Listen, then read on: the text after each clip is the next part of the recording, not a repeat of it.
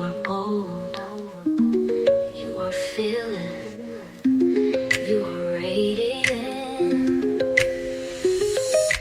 It's time to unlock the diamond from within. BFF, we rise above, stronger together, we shine with love. Faith unshaken, hearts on fire, fearless souls, we're reaching higher. Oh, step in your power, step in your light. BFFs here, let's live life. Unlock the diamond within, embrace your glow. You're unstoppable. Now enjoy the show.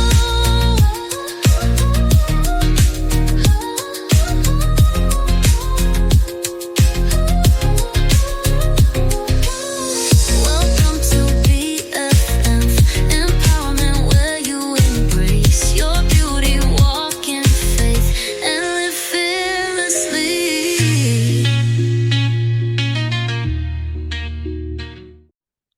Hey guys, it's Blaque Diamond, and thank you so much for tuning in to another episode of the BFF Empowerment Podcast. So, today we are doing our Women on the Rise segment of the podcast, just showcasing and spotlighting women who are empowering other women, who are living in their purpose, and who are living life to the fullest. So, today with me, I have Miss Fanny Tristan. She is a women's empowerment coach, trauma therapist, a mom, a wife, a daughter of Afro Peruvian immigrants, and she is a retreat leader, passionate about helping single women to thrive. So, thank you so much for joining us, Miss Tristan. Yeah, happy to be here. Okay, and do you mind just telling us a little bit more about yourself outside of the introduction that I just gave? Yeah. And thank you for that wonderful introduction. So, I am well. The foundations of my work are in clinical social work. So, I've been doing clinical social work and psychotherapy work for about almost 15 years, maybe a little more than 15 years now. And so that's really my background. And I began a private practice earlier in 2020. And I've been doing that ever since. I really love my practice. It's called wholeness Space. It's where I work specifically with firstborn daughters at the intersection of birth order and trauma, and depression and anxiety and other trauma related symptoms that oftentimes a lot of firstborn daughters struggle with. And so I've been doing my practice for many years, and I noticed a trend. I noticed that there were a lot of women coming into my practice wanting to do therapy in the wake of a breakup, or sometimes have just been single for a very long time, like throughout most of their 20s, even some of their 30s, and just feeling like, okay, there may be something trauma related there, but really wanting to focus on themselves and rebuilding a life for themselves that really didn't depend on the desire of an ex, or really centering romance. Mhm. And so, I did some amazing work with these women in my practice. However, I knew, as someone who also has gone through that pain of being single for a very long time, and really trying to relate my value to my relationship status. I really understood a lot of what they were going through just because it was a big part of my journey. And I knew that there were ways I wanted to support these women who were coming to see me as a therapist, but also I knew there were ways to support them that was outside of the medicalized model. Because as you know, in traditional therapy, you have to diagnose someone, you have to give them a treatment modality that aligns with their diagnosis, like you would with any kind of medical service, right? Mhm. And so I just felt really limited by that, because I knew that as single women, um, we needed to get together. We needed to have shared experiences, new experiences in real life. And we needed to travel. Travel was such a huge therapeutic tool for me in my journey to finding myself and building my confidence. And so I really wanted to offer that. And that's really where the seed of Her Soul Supply was born. And so that is my coaching platform where I teach single women how to decenter romance from their happiness. And so we offer live courses with me. I get to interview some of my favorite minds just in my Mhm. experience in health and wellness, a lot of wonderful therapists that I've worked with in years to kind of just help teach women about all of these components that really help you build your sense of self, your values, and really create a life of for yourself that you can be excited about that isn't about being on hold until you can do it with a partner. And we offer retreats and the ability to get together in person so that you're actually building those relationships in real time out in the world, learning from the world together. So that's what Her Soul Supply is all about.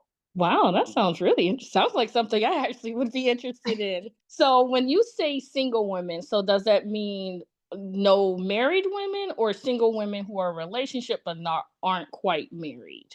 That's a really good question. And I get this often because I've worked with women who have been single for a long time, or women who are just out of breakups. Mhm. I've worked with women that have gone through divorce. I think that that's really big as well because, like, you started a whole life with someone, you might even have kids, and, Mhm. rebuilding a life after divorce kind of has its own hurdles, right? And so really being able to specialize education around that. Yeah. And also, I've had some women that have come to me who are kind of on their way out of relationships. I do a Mhm. lot of education around healthy versus unhealthy relationships. Because a big part of our own personal development isn't just about how we treat ourselves, but about how we treat others and how they Yeah. treat us. And so, talking about healthy relationships is a natural part of this work. And so I'll have women that come to work with me who are a little afraid of breaking up, or they know in the back of their head that this relationship is not good for them, Mhm. but need some of that guidance, right? Need some coaching to kind of help them see what that lifeboat can look like and really build up that confidence to say, okay, things need to change, or I actually need to leave because I know things aren't going to change. And Mhm. so I really think the word single woman holds a really big weight because you could be single for a lot of different reasons. Mhm. Yeah, I've noticed with myself just in my personal journey because I have been through a lot of trauma Mhm. in relationships and in just in my life in general. But definitely when it comes to relationships, I've always had a thing where I on purpose remained single while I worked on healing and just so that I don't carry that baggage into the next relationship. Yeah. And so that's always been a thing for me is to kind of focus on myself and that self-love and that self-care. Because I do realize a lot of times when people are going through bad relationships or when they've gotten out of a relationship, instead of working on themselves to improve and get better, they jump right into a new relationship before they've actually had a chance to heal from what they went through before.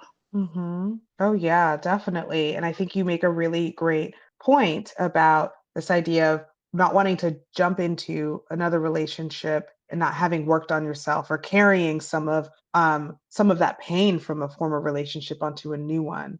Even if that former relationship could be like a parent-child relationship, right? We carry Yes. our own stuff even from growing up into our romantic relationships and all of our relationships, really. And I Mhm. think that is a big mission, big part of my mission, right? Is, I think sometimes people hear that, this is something for single women and they think it's very like anti-man or like just like anti-relationship. Mhm. When in fact, I'm not here to determine your future, right? I think that there's a lot of women who want to be in relationships. That's a good thing, right? Like, we are social beings. We are meant to be in community, and we deserve the whole range of what it is to be in intimacy with people, whether that's friendship, romantic relationships, familiar relationships. Like, I think we all deserve that as human beings. I think that the tools that I provide the women in this program is that it allows them to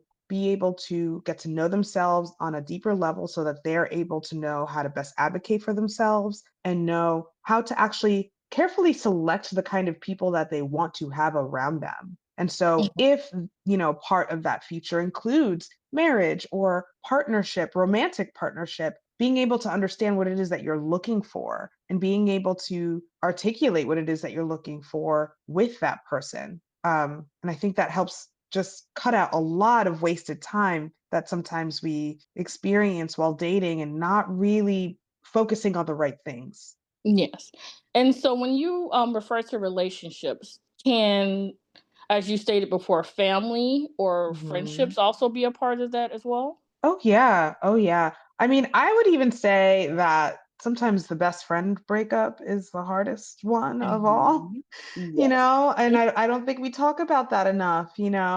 I think that, yeah, like I was mentioning before, that romantic, familial, and friendship relationships all have their own kind of intimacy, Mhm. and they're all deep rooted in just connection, right? They all have a huge Yes. influence on how we function. We're all deeply impacted by people and the quality of relationships that we have. And so when we experience a breakup, when we experience a loss, there's a grief to that, right? Yes, definitely. And I think that, oftentimes we are expected to not be as impacted by other breakups that aren't romantic because that's not something we often see, right? Like Mhm. movies and books and music. It's all about, I mean, they're about lots of topics, but the most popular ones are about romantic breakups, right?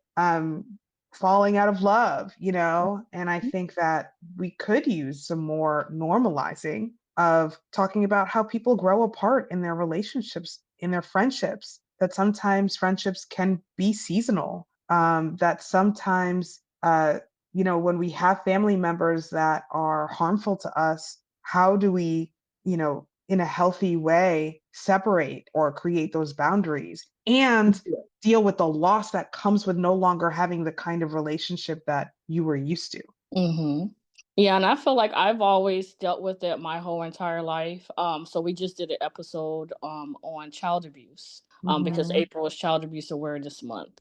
And due to me being a child or a victim of child abuse, I do not have a relationship with my mother.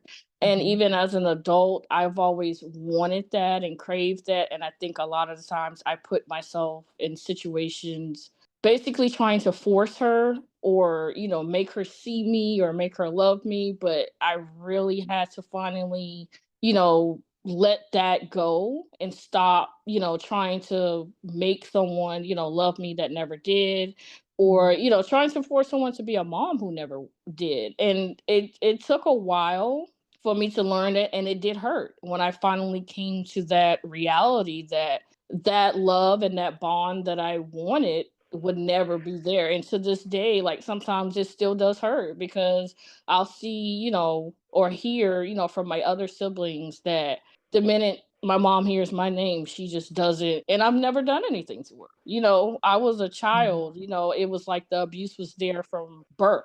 And as you stated before, I am the oldest girl. And I Mhm. think a lot of the things my mom went through, she projects that on me. Mhm. And so instead of teaching me and helping me to prevent me from going through some of the same things she went through, that turned into hatred instead. She Mhm. never worked through or, had the therapy or healed from whatever trauma that she went through. Mhm. Yeah. Yeah. No, I mean, all of that makes so much sense. What you're describing is this idea of like generational trauma, right? That there were Mhm, things that were so specific to your mother's experience, right? That didn't mhm, equip her with the type of tools that were going to be the most empowering for you, right? mhm, And you had to deal with that. You had to experience all of that. And I think people often lean on this idea of, well, family is something that will never break, and that, how could you not talk to your mother, especially with when it comes to motherhood, right? Because globally the mother is like, the on the pedestal, right? And Yes, so, definitely. I think that there's a lot of scrutiny that comes with creating distance with mothers. I think that it often comes at the cost, especially of the firstborn daughter, because she becomes the safest person to act out on, and that's not okay. It's not okay, and that's something that's very normalized. And I thank you for sharing your story, and I think that you're completely valid in having to have that distance, and also having those complicated feelings of grief of that, right? Of having Mhm. siblings that may have a very different relationship to her. Yes. Yeah, and I just had to learn to, I still love her, but I had to love her from a distance and just Mhm. let that, I guess little girl lost, mentality to just kind of let that go and like, okay, you know what? You got to move on with your life. All you can Mhm. do is take from the situation is to be better because I'm a mom and I could never imagine putting my children through what I went through as a child. Mhm. Yeah. Exactly.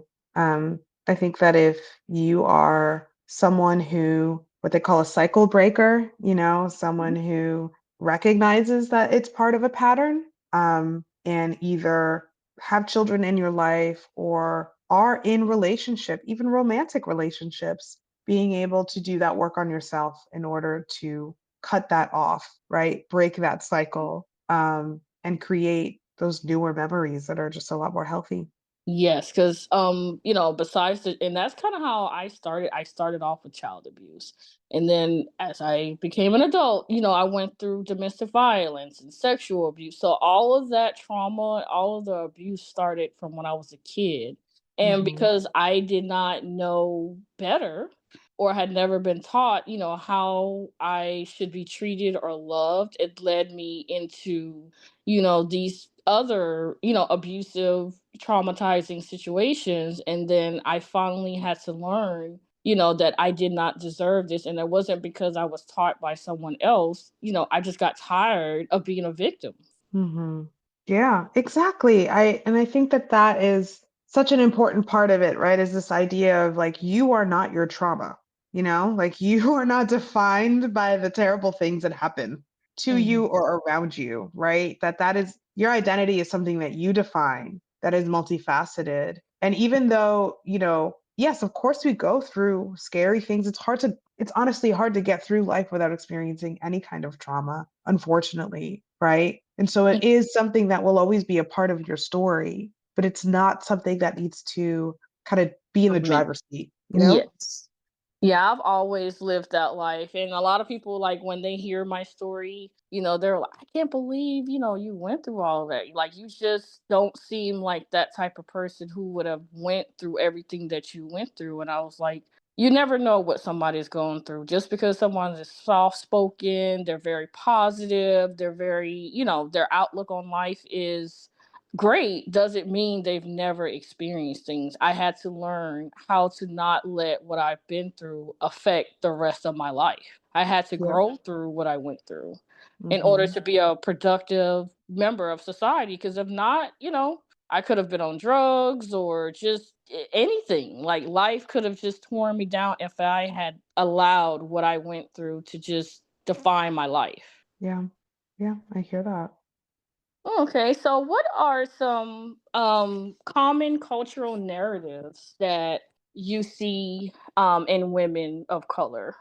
Yeah, I mean, because her soul supply is curated with a lot of the needs that women of color have, it is something that is open to all women, all self-identified women, but that I make sure to talk about a lot of the systems that we are in, that contribute to the ways that we are treated in the world and the way that we feel about ourselves. And I think race is huge. Hmm. Race, culture, ethnicity, very, very huge. And so we talk about that a lot.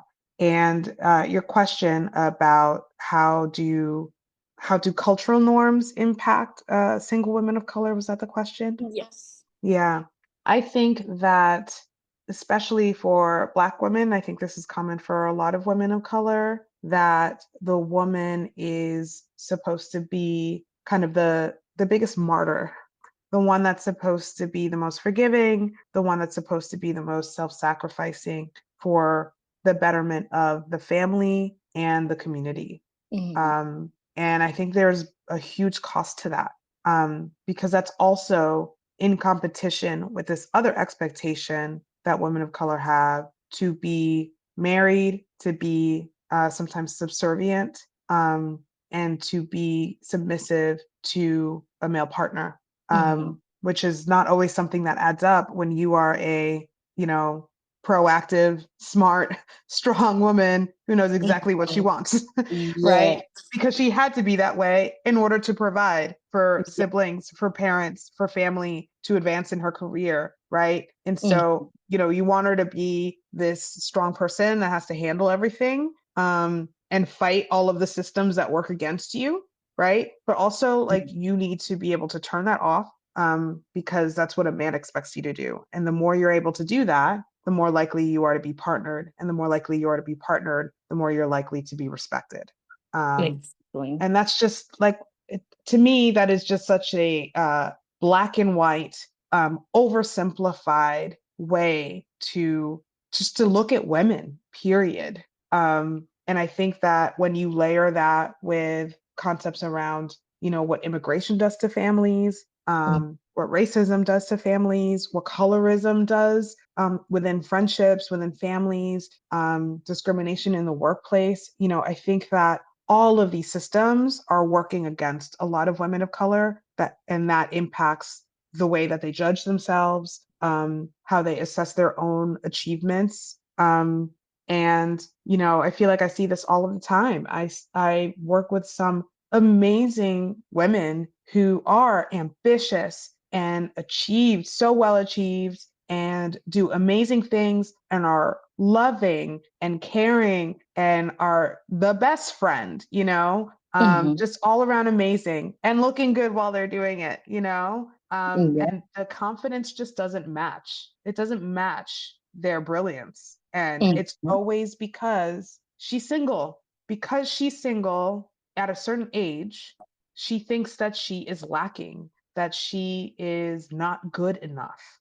Because why doesn't she have the partner? Why doesn't she have the ring on her finger? Why doesn't she have kids yet? If she is good the way that she is, there's clearly something wrong with her. And I just think that narrative needs to stop, because there's a lot of reasons, why we're not getting the things that we know we deserve. And sometimes they have to do with community. They also have to do with the way that the world treats us and what's expected of us. And I don't think that we need to wait around. You Mhm. shouldn't have to wait around, in order to, or warp yourself to be good enough for someone else, in order for you to live a good life. I just do not think that romantic partnership is the one thing that is going to make women feel fulfilled in their lives. Yes, definitely. I agree. I definitely feel like you shouldn't feel like you're successful or your success is determined by whether or not you're in a relationship or not. Exactly. So what inspired the name of your business in your Her soul profile? supply. Yes, ma'am. Yeah, that's a good question. I do love the name Her Soul Supply. I think because it's this idea of, I'm here to coach and teach you. I'm here to curate these experiences that involve wellness, that inspire thought, and that it's all part of building almost a Mhm.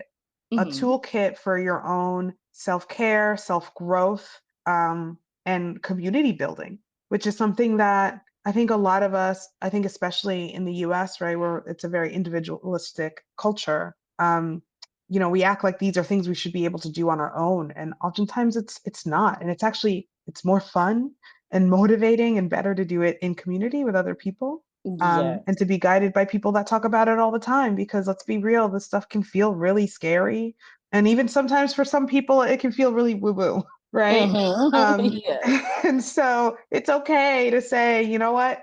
this person's built a whole package and this is a one-stop shop for all of the things that I kind of want to do for myself. And so I want to get on board. I want in, right? And Mhm. so, I think that I think of it as a supply, as a toolbox that I'm offering for women to really get over that hurdle of being stuck in the Mm. place that they feel that they're stuck in.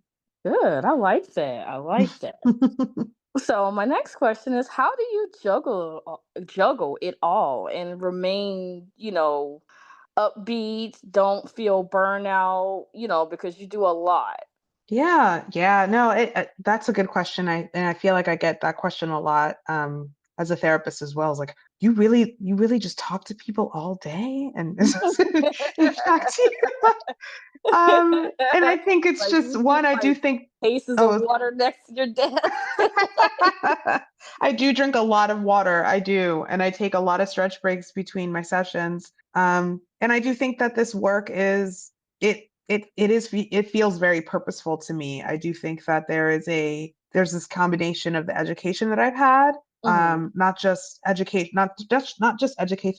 through school, but also life experience. And I think that there's just been a innate desire to be in intimate communities with people always. I've always been that friend in elementary school that was too deep, like I think I just always wanted to be deep. I was always bad at small talk, that's something that's gotten better over the years, but I think it's just always been a calling for me to connect soulfully with people. And so the fact that I was able to find a career in which I was able to do that in abundance, I think was really fitting as a therapist. And to, have that next phase of my career being coaching and being able to expand that even more. I think it feels very values aligned, very purposeful. And so I think that that is a big part of it, is that I do have a natural affinity to that. Hmm. But I also very much take care of myself, and I very much practice what I preach. And when I Yeah. say that is, I'm out here teaching women about making sure that you build the right community that supports you. And I do, I've spent a lot of time having hard conversations with friends who, didn't align, or having to make peace with the change of, being able to identify the kind of community that makes me feel good, that makes me feel like I don't need to perform, finding the kind of romantic partner that I actually want to build a life with, and to continue that work. So I am married. I have a 5-year-old daughter, and we've been together for like 15 years now. Oh Um, wow! Since you started yeah, all this. yeah, yeah. So we met in 2010, and that's a long time. I know people have been Yeah. married for longer, or just in relationships for longer, but I think it's also taught me that it takes a lot to grow together. Hmm. And I'm challenged often to choose love, and to always honor the things that are important to me and the kind of example that I want to have for my daughter. Because Hmm. I want her to live in a world where she's surrounded by women who are stepping into their power and their values and live based on their own values and passions and don't settle, right?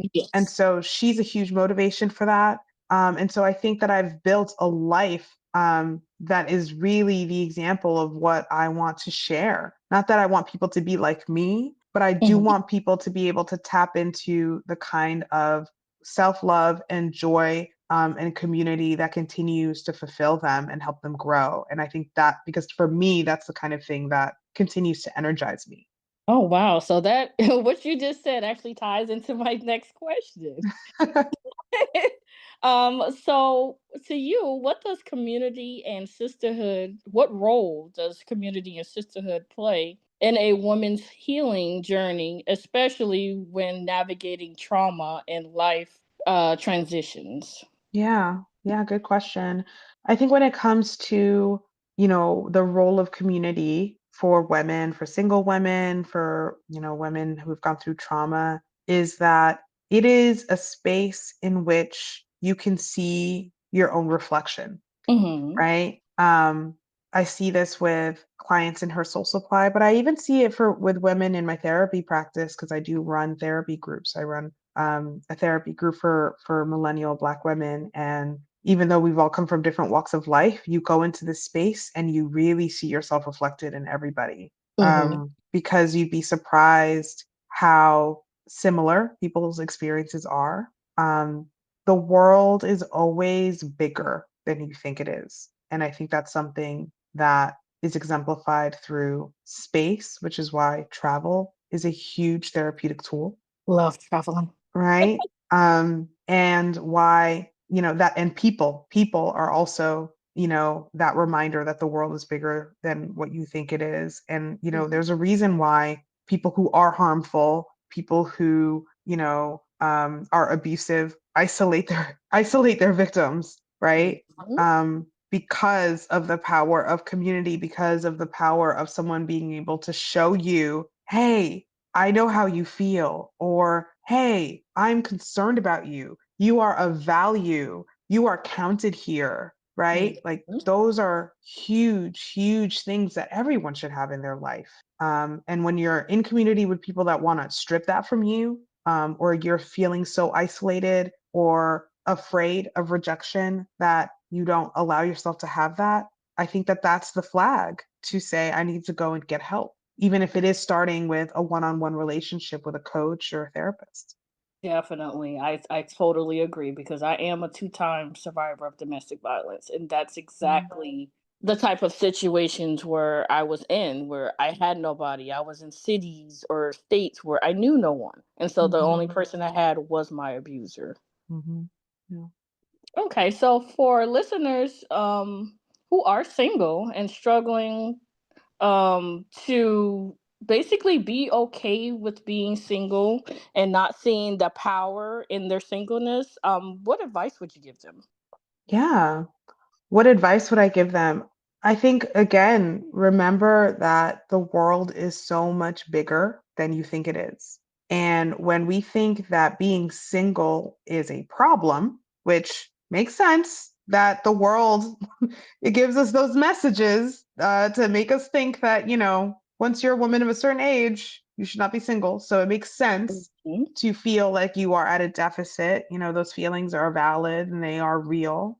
They are also supported by beliefs and values and doctrine that may actually not align with you. Mhm. And it's up to you to explore what's different because people are living differently and they are living based on other values and it makes them feel free. And so I encourage you to go get free.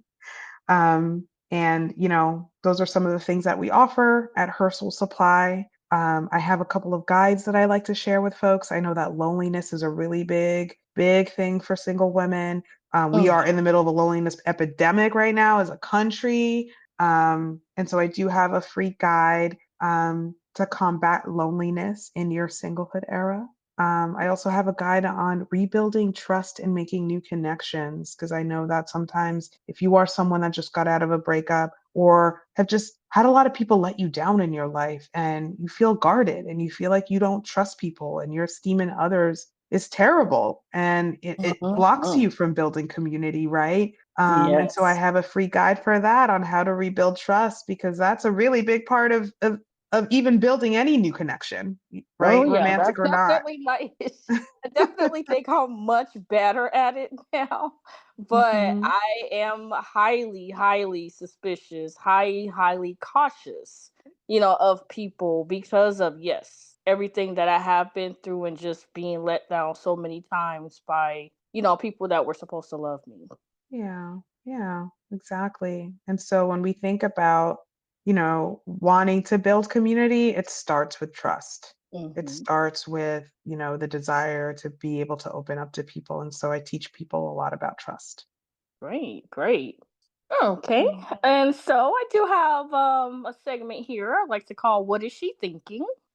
So what I'm going to do is just say some random I guess phrases and I Mhm. want you to just tell me the first thing that comes to your mind. Okay. Okay. So the car is The car is shiny. shiny. Okay. Okay. Dogs are not Dogs are not vicious. reading books. Is therapeutic. Rainbows and cotton candy. are so sweet, The big bad wolf. is in pain. I like it. I like it. Hurt people hurt people. We all know that. Yes. Well, it has been a pleasure talking to you today. I definitely want to actually check out more of what you have to offer because I think I might need some therapy myself.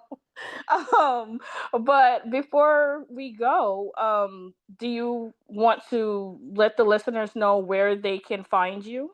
Yes, yes. Please join me on social media. I'm very active on Instagram and Facebook. You can follow me at Her Soul Supply. If you would like to check out my website, I do have a blog. I can also link you to all of the guides that I mentioned before. Those all live on my website, and that is at hersoulsupply.com. So you can sign up for the guide. You can read some of my blogs. You could also sign up for my newsletter where you will be kept up to date with our upcoming retreats and all the different offerings that we have. Thank you so much. And I will also link all of your social media website, all of that to the podcast episode as well. So they will be able to follow you from that information as well. Is there anything else you would like to add before we end today? No, I think that's about it. Thank you so much for such a great conversation. You are so welcome. And thank you so much for joining us today. And just continue to rise and keep doing what you're doing. And Yeah, for thank listeners you. out there, don't forget to follow the podcast on all major podcasting platforms. Also, follow our Facebook page at BFF Empowerment Podcast. You can also follow us on Instagram at BFF Empowerment Podcast. And we are now on Threads. I'm sorry, Threads. I was about to say Trends on BFF Empowerment Podcast as well. So, thank you all for listening. See you next time.